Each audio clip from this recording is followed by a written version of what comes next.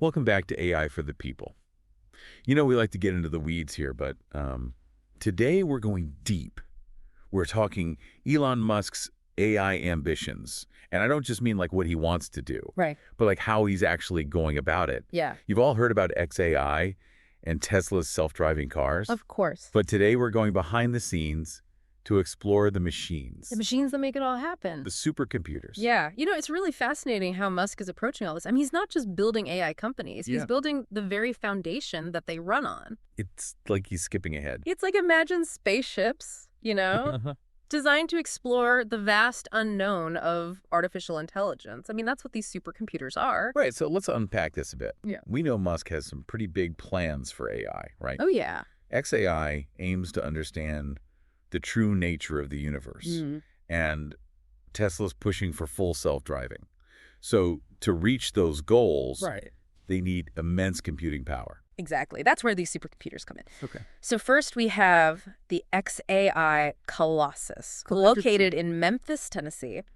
And get this thing was built in just 122 days. What? It's crazy. It really shows, how important this is to him, how much priority he's placing on all of this. 122 days. That's mind-blowing. So what's inside this Colossus? Oh, it's incredible. It's packed with 100,000 NVIDIA H100 GPUs, making it the world's largest. I mean, to put that in perspective, Google and Meta's most powerful AI supercomputers, they have less than half that. Wow. 100,000 GPUs. I mean, I can't even picture that. What does that much computing power actually look like? Like, if you had to describe it.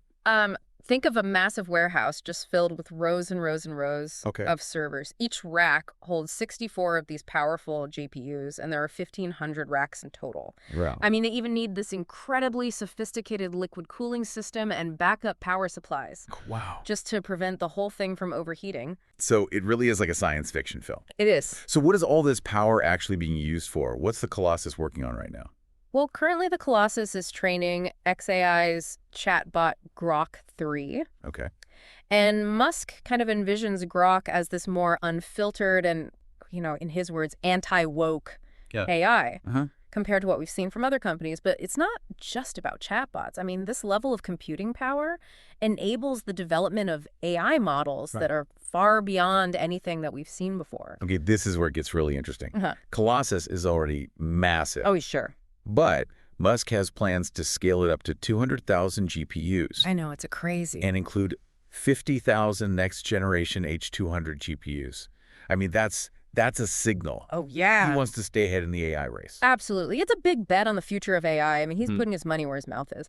But this ambition comes with some, pretty serious considerations, especially when it comes to energy consumption. You're talking about the 150 megawatts Colossus is using, right? Yeah. Which is the equivalent of powering 120,000 homes. Exactly.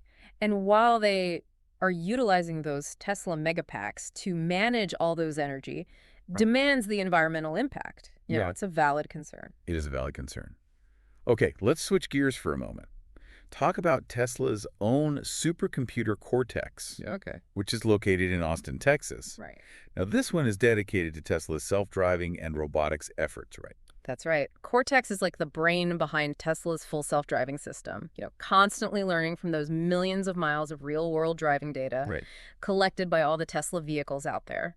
Imagine 50,000 NVIDIA H100 GPUs and 20,000 custom Tesla AI chips, all working together to improve those autonomous driving capabilities. So Cortex is about making Tesla vehicles smarter and more autonomous, but it's also playing a role in the development of Tesla's Optimus humanoid robot. Yeah. Which is another one of those Musk projects that's just fascinating. Oh, totally. And it's incredible how intertwined all these Musk companies are, Tesla's expertise in hardware and AI chips benefits XAI. And in turn, XAI's advancements in AI models can enhance Tesla's self-driving capabilities. It's like a give and take. It's this really interesting synergistic ecosystem of AI innovation. A feedback loop. Yeah. Pushing both companies forward. But just like Colossus Cortex, must require a lot of power. Oh, it does. Cortex is currently using about 130 megawatts, but that's projected to increase to like 500 megawatts. Wow. By 2026. They're using those advanced liquid cooling systems and massive fans to, manage all the heat generated by all those processing units. Okay, so this brings us to the question of, what about the environmental cost of all this computing power? Yeah. Because we're talking about energy consumption on a massive scale. Right. Yeah, and it's a critical point. Colossus, for example, uses 1.3 million gallons of water per day for cooling. Wow. And a significant portion of its energy comes from fossil fuels. So understandably, local communities in Memphis have expressed concerns about the environmental impact, citing air pollution and strain on resources. So you have these groundbreaking feats of engineering that are pushing the limits of AI. Absolutely. But it comes at a cost. Yeah. It definitely raises some important questions about, is this level of energy consumption even sustainable in the long run? How can we balance, the incredible potential of AI with the responsibility of protecting our planet? Right. These are the kind of topics we really need to grapple with as AI technology continues to advance. That's a great point. And you know what? We're just scratching the surface here. There's so much more to explore. We'll be right back to continue our deep dive into all the implications of this AI arms race, the future of Musk's AI empire, and what it all means for us. But before we go, don't forget to follow us at AI for the People and share your thoughts in the comments. We'd love to hear your perspective on these complex issues. And, it's important to note that Musk isn't alone in this. Right. I mean, we're witnessing this global race with, tech giants like Google and Meta. Of course. They're investing heavily in their own supercomputing infrastructure. So it really is like an AI arms race.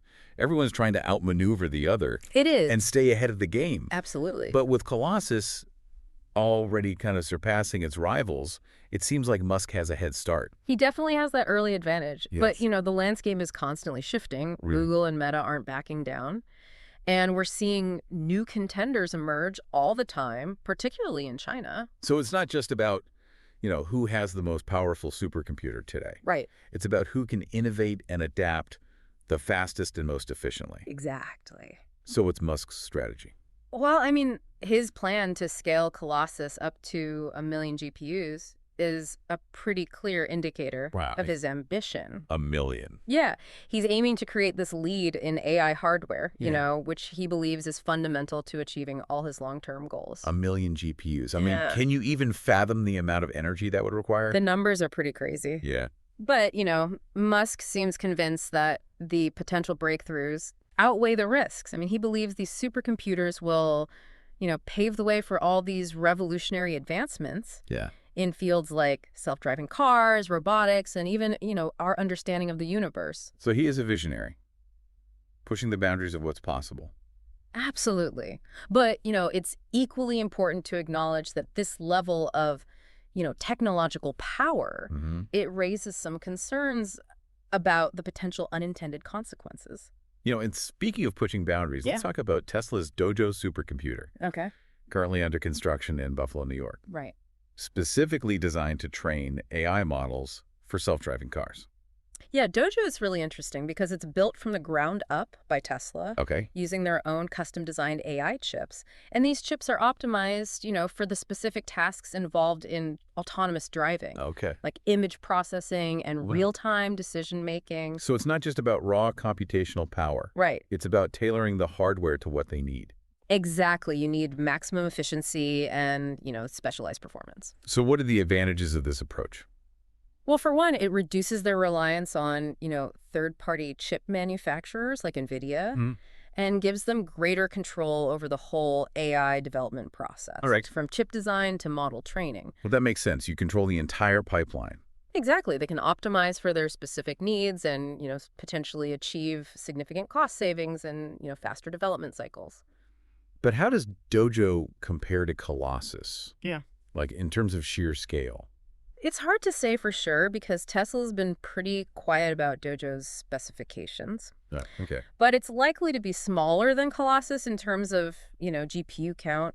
However, its specialized architecture could actually make it even more powerful for tasks like self-driving. So it's not just a matter of size. Right. It's about the right tool for the job. Exactly. And Tesla seems to be betting on, its custom-designed hardware to give it that edge. The competitive edge. Yeah. So this raises a question for me. Could this strategy lead to, a more fragmented AI landscape where companies are increasingly developing their own specialized hardware and software. Yeah, it's definitely a possibility. And that could have implications, for collaboration and knowledge sharing within the AI community. It could. And another potential consequence is this widening gap, Yeah.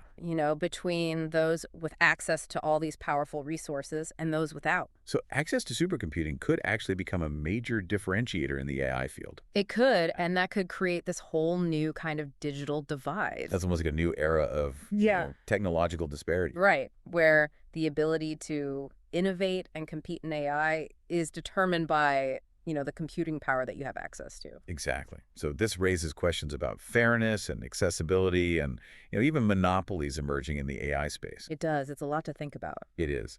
But one thing is clear. The future of AI is going to be heavily influenced by these massive supercomputing projects. Oh, absolutely. And their impact is going to be far-reaching. And as we've discussed, these projects present both extraordinary opportunities and complex challenges that we need to navigate very carefully. Okay, so we've covered a lot of ground.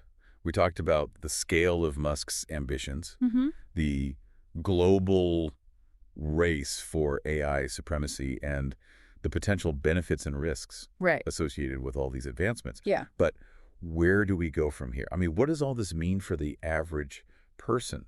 How will these developments impact our daily lives? That's the million-dollar question. It is. And that's what we're going to delve into next. We'll explore how all this might influence, our lives, the work we do. Right. And the world we live in. Stay with us as we continue to unpack the future of AI. So we've talked about the AI arms race and this, idea of superintelligence. Yeah. But what does it actually mean for people, in their everyday lives? Well, these advancements have the potential to really revolutionize a lot of industries. I mean, take healthcare, for example. Imagine AI, analyzing medical images to detect diseases earlier and with, greater accuracy than ever before. And what about things like transportation? Like self-driving cars could make our roads safer and more efficient. And, we could see a reduction in traffic congestion and even pollution. Exactly.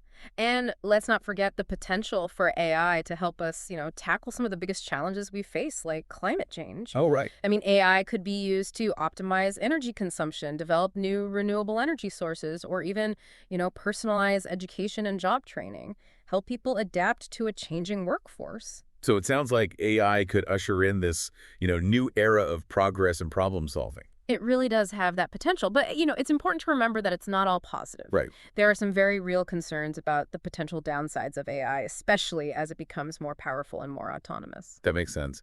So what are some of the risks that we need to be aware of? Well, one of the biggest concerns is job displacement.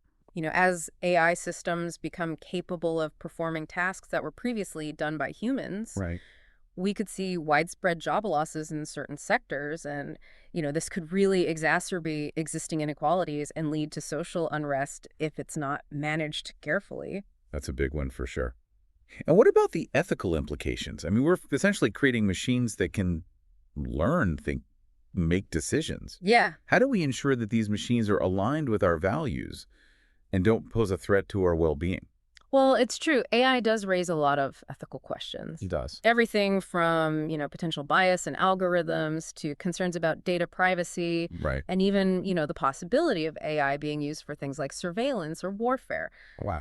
It's definitely a complex landscape that requires a lot of careful consideration and, proactive measures to try and mitigate those potential harms. It sounds like uncharted territory in a lot of ways. It is. So we need to proceed with both caution and, a commitment to responsible development. Absolutely. I think it's crucial that we have these open and honest conversations about these issues, involve diverse perspectives, and really try to develop ethical guidelines and regulations for AI development and use.